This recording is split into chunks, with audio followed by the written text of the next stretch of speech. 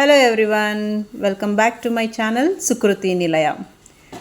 ಇಷ್ಟು ದಿನ ವೆಜಿಟೇರಿಯನ್ ಮಾಡಿ ಏನು ನಾವು ವೆಜಿಟೇರಿಯನ್ ಅಂತ ಅಂದ್ಕೊಂಡಿದ್ರಾ? ಖಂಡಿತ ಅಲ್ಲ, ಪಕ್ಕಾ ನಾನ್ ವೆಜಿಟೇರಿಯನ್. ಬಟ್ ಏನಂದರೆ ಸಂದರ್ಭ ಬರಲಿಲ್ಲ ಅಷ್ಟೇ ನಾನ್ ವೆಜ್ ಮಾಡೋದಕ್ಕೆ.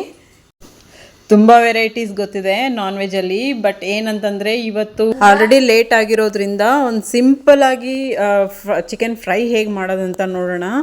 ಸೊ ನಾನು ಬರೋದಕ್ಕಿಂತ ಮುಂಚೆನೇ ನಮ್ಮ ಹಸ್ಬೆಂಡ್ ಹೇಳಿದರು ಚಿಕನ್ ತಂದಿಟ್ಟಿದ್ದೀನಿ ಅಂತ. ಸೊ ಬರೋಷ್ಟರಲ್ಲಿ ಚಿಕನ್ನ ಚೆನ್ನಾಗಿ ತೊಳೆದು ಉಪ್ಪು ನೀರಿನಲ್ಲಿ ನೆನೆಸಿಟ್ಟಿದ್ದಾರೆ.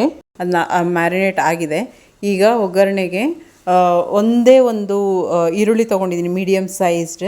ಸೊ ಉದ್ದುದ ಕಟ್ ಮಾಡಿ ಇಟ್ಕೊಂಡಿದ್ದೀನಿ. ಮತ್ತು ಮೆಣಸಿನ್ಕಾಯಿ ಕೂಡ ಉದ್ದುದ ಕಟ್ ಮಾಡಿ ಇಟ್ಕೊಂಡಿದ್ದೀನಿ. ಈಗ ಒಗ್ಗರಣೆಗೆ ಒಂದು ಚಿಕ್ಕ ಬಾಣಲಿ ಇಟ್ಕೊಳ್ಳಿ. ಅದಕ್ಕೆ 2 ಟೇಬಲ್ ಸ್ಪೂನಷ್ಟು ಆಯಿಲ್ ಹಾಕ್ಕೊಂಡಿದ್ದೀನಿ. ಸ್ವಲ್ಪ ಜೀರಿಗೆ, ಆಮೇಲೆ ಉದ್ದುದ್ದ ಕಟ್ ಮಾಡಿ ಇಟ್ಕೊಂಡಿರೋ ಈರುಳ್ಳಿ ಹಾಕಿ ಸ್ವಲ್ಪ ಗೋಲ್ಡನ್ ಬ್ರೌನ್ ಬರೋವರೆಗೂ ಫ್ರೈ ಮಾಡಬೇಕು. ಸ್ವಲ್ಪ ಕ್ರಿಸ್ಪಿಯಾಗಿದ್ದರೆ ತುಂಬ ಚೆನ್ನಾಗಿರುತ್ತೆ. ಸ್ವಲ್ಪ ಕರಿಬೇವು ಹಾಕ್ಕೊಂಡಿದ್ದೀನಿ. ಆಮೇಲೆ ಕಟ್ ಮಾಡಿ ಇಟ್ಕೊಂಡಿರೋ ಮೆಣಸಿನ್ಕಾಯಿ ಕೂಡ ಹಾಕ್ಕೊಂಡು ಸ್ವಲ್ಪ ಫ್ರೈ ಮಾಡ್ಕೊಳ್ಬೇಕಾಗತ್ತೆ. ಅದಾದ ನಂತರ ನಮ್ಮ main ingredient ginger garlic paste ಹಾಕ್ಕೊಂಡು ಸ್ವಲ್ಪ ಫ್ರೈ ಮಾಡ್ಕೊಳ್ಳಿ. ಅದನ್ನು ಹಸಿ ವಾಸನೆ ಹೋಗೋವರೆಗೂ ಫ್ರೈ ಮಾಡ್ಕೊಳ್ಳಿ. ನಿಮಗೆ ಗೊತ್ತಲ್ವಾ, ಜಿಂಜರ್ ಗಾರ್ಲಿಕ್ ಪೇಸ್ಟ್ ಹಾಕ್ಕೊಂಡಿದ ತಕ್ಷಣ ಸ್ವಲ್ಪ ತಳ ಹಿಡಿಯುತ್ತೆ ಚಿಕನ್ ಹಾಕಿದರೆ. ಸೊ ಆದರೂ ಕೂಡ ನಾವು ತಳ ಹಿಡಿಯೋದ ಹಾಗೆ ನೋಡ್ಕೊಳ್ತಾ ಇರಬೇಕು. ಅಂದರೆ ಅವಾಗವಾಗ ಕಲಿಸ್ತಾನೇ ಇರಬೇಕಾಗುತ್ತೆ ಚಿಕನ್ ಹಾಕಿದ ಮೇಲೆ ಕೂಡ. ಬನ್ನಿ ಚಿಕನ್ ಹಾಕ್ಕೊಳ್ಳೋಣ ಈಗ. ಸೊ ನಾನು ಇಲ್ಲಿ 1 kg ಚಿಕನ್ ತೊಗೊಂಡಿದ್ದೀನಿ. ನಾವು 3 ಜನ ಇರೋದು ನಮ್ಮ ಮನೆಯಲ್ಲಿ. ಸೊ ಒಂದು ಹೊತ್ತಿಗೆ 1 kg ಚಿಕನ್ನು ಸರಿ ಹೋಗುತ್ತೆ. ಸೊ ಅದು ಕೂಡ ನಾವು ಗ್ರೇವಿ ಏನು ಇಲ್ದಿರ ಜಸ್ಟ್ ಫ್ರೈ ಮಾಡ್ತಿರೋದು ಅಷ್ಟೇ. ನಾಳೆ ಬೇರೆ ಶನಿವಾರ, ಚಿಕನ್ ಉಳಿಯೋ ಹಾಗಿಲ್ಲ. ಎಷ್ಟೇ ಆದರೂ ಕೂಡ ಇವತ್ತೇ ತಿಂದು ಮುಗಿಸ್ಬೇಕು ನಾವು. ಅಫ್ಕೋರ್ಸ್ ಖಾಲಿ ಆಗಿಬಿಡತ್ತೆ, ಅಷ್ಟು ಟೆಂಪ್ಟಿಂಗ್ ಆಗಿರುತ್ತೆ ಇದು.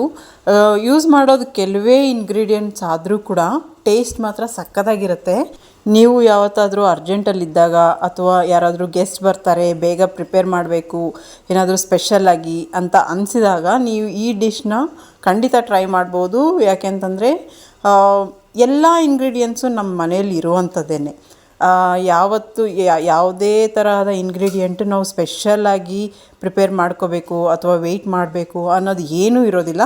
ಸೊ ನಾರ್ಮಲಾಗಿ ನಮ್ಮ ಮನೇಲಿ ಇಂಗ್ರೀಡಿಯೆಂಟ್ಸ್ ಇದ್ದೇ ಇರುತ್ತೆ. ಸೊ ಅದನ್ನೇ ಯೂಸ್ ಮಾಡಿಕೊಂಡು ನಾವಿಲ್ಲಿ ಪ್ರಿಪೇರ್ ಮಾಡ್ಕೊಳ್ತಿರೋದ್ರಿಂದ ಟೆನ್ಷನೇ ಇರೋದಿಲ್ಲ. ಓನ್ಲಿ ಥಿಂಗ್ ಚಿಕನ್ ಮಾತ್ರ ತೊಗೊಂಬರ್ಬೇಕು. ಚಿಕನ್ ಅಂಗಡಿಗಳು ಎಲ್ಲೆಲ್ಲಂದರೆ ಅಲ್ಲಲ್ಲಿ ಇದ್ದೇ ಇರುತ್ತೆ ಯಾವಾಗ್ಲೂ. ಈವನ್ ಎಂಥ ಗೌರ್ಮೆಂಟ್ ಹಾಲಿಡೇಸ್ ಆಗಲಿ, ಬಂದಾಗಲಿ, ಆ ಥರ ಟೈಮಲ್ಲಿ ಕೂಡ ನಮಗೆ ಚಿಕನ್ ಸಿಗುತ್ತೆ. ಸೊ ಅದು ಚಿಕನ್ ಸ್ಪೆಷಾಲಿಟಿ.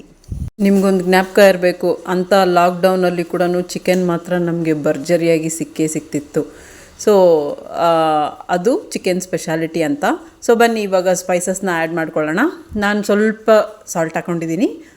ಅದಾದ ನಂತರ 1 ಟೇಬಲ್ ಸ್ಪೂನಷ್ಟು ಚಿಲ್ಲಿ ಪೌಡರ್, ಆಮೇಲೆ ನಾವು ಹುರಿದು ರೆಡಿ ಮಾಡಿಟ್ಕೊಂಡಿರೋ ಜೀರಿಗೆ ಪೌಡರ್ 1 ಟೀ ಸ್ಪೂನ್, ಆಮೇಲೆ ಸ್ವಲ್ಪ ಗರಂ ಮಸಾಲ ಪುಡಿ ಆ್ಯಂಡ್ 1 ಟೀ ಸ್ಪೂನಷ್ಟು ಧನಿಯಾ ಪೌಡರ್.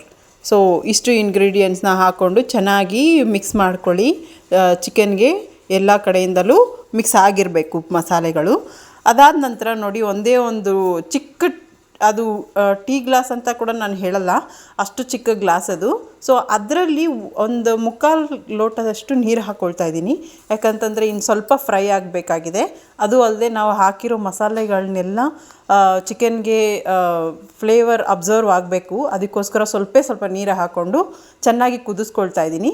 ನೋಡಿ, ನೀರೆಲ್ಲ ಫುಲ್ಲು ಅಬ್ಸರ್ವ್ ಆಗಿದೆ. ಅದು ಅಲ್ಲದೆ ಮಸಾಲೆ ಕೂಡ ಎಲ್ಲ ಚಿಕನ್ ಪೀಸಸ್ಗೂ ಅಬ್ಸರ್ವ್ ಆಗಿದೆ. ಟೇಸ್ಟ್ ಕೂಡ ಬರಬೇಕು ಅಂತಂದರೆ ಎಲ್ಲ ಚಿಕನ್ ಪೀಸಸ್ಗೆ ನೀರು ಆ್ಯಂಡ್ ಮಸಾಲೆ ಅಬ್ಸರ್ವ್ ಆಗಿರಬೇಕು. ನೋಡಿ, ಈ ಪಿಕ್ಚರಲ್ಲಿ ತೋರಿಸಿರೋ ಥರ ಎಲ್ಲ ಮಸಾಲೆಗಳು ಚಿಕನ್ಗೆ ಅಂಟಿದೆ. ಮತ್ತು ಆ ಮಸಾಲೆಯಲ್ಲೇ ಚಿಕನ್ ಕೂಡ ಬಾಯ್ಲ್ ಆಗಿದೆ. ಸೊ ಟೇಸ್ಟ್ ಕೂಡ ಎಲ್ಲ ಚಿಕನ್ ಪೀಸಸ್ಗೂ ಅಬ್ಸರ್ವ್ ಆಗಿರುತ್ತೆ. ಮತ್ತು ಗ್ರೇವಿ ಕೂಡ ನಮಗೆ ಸ್ವಲ್ಪನೇ ಇರೋದು, ಲೈಕ್ ನಾವು ಫ್ರೈ ಮಾಡ್ತಿರೋದ್ರಿಂದ ಗ್ರೇವಿ ಬೇಕಾಗಿಲ್ಲ. ಮತ್ತು ಫೈನಲಿ ನಾವು ಮೇಲೆ ಸ್ವಲ್ಪ ಕೊತ್ತಂಬರಿ ಸೊಪ್ಪನ್ನ ಕಟ್ ಮಾಡಿಕೊಂಡು ಉದುರಿಸ್ಕೊಂಡ್ರೆ ಆಯಿತು, ನಮ್ಮ ಚಿಕನ್ ಫ್ರೈ ರೆಡಿ ಆಗಿದೆ. ಸೊ ಇಷ್ಟೇ ನೋಡಿ, ಎಷ್ಟು ಸಿಂಪಲ್ಲಾಗಿ ನನ್ನ ಮಗ ವೆಯ್ಟ್ ಮಾಡ್ತಾ ಇಲ್ಲ, ಬೇಕು ಬೇಕು ಅಂತಿದ್ದಾನೆ. ಅದಕ್ಕೆ ಒಂದು ಪೀಸ್ ಕೊಟ್ಟೆ ನಾನು ಮಧ್ಯದಲ್ಲಿ. ಅವ್ನು ಬಾಯ್ಲ್ ಆಗಿದೆಯಾ ಅಂತ ಟೆಸ್ಟ್ ಮಾಡಿ ನೋಡ್ತೀನಿ ಅಂತ ಹೇಳ್ದ. ಸೊ ನನ್ನ ಮಗ ತಲೆ ಆಡಿಸ್ತಿದ್ದಾನೆ ಬಾಯ್ಲ್ ಆಗಿದೆ ಅಂತ. ನೋಡಿದ್ರಲ್ಲ ಎಷ್ಟು ಸಿಂಪಲ್ಲಾಗಿ ಮತ್ತು ವಿತಿನ್ ತುಂಬ ಕಡಿಮೆ ಸಮಯದಲ್ಲಿ ಚಿಕನ್ ರೆಡಿ ಆಗಿದೆ. ಸೊ ಇದೇ ಥರ ಸಿಂಪಲ್ ಅಡುಗೆಗಳಿಗೋಸ್ಕರ ನನ್ನ ಚಾನಲ್ನ ಸಬ್ಸ್ಕ್ರೈಬ್ ಮಾಡಿ. Thank you. ಇನ್ನೊಂದು ಡಿಶಲ್ಲಿ ಸಿಗೋಣ. ಬಾಯ್ ಬಾಯ್.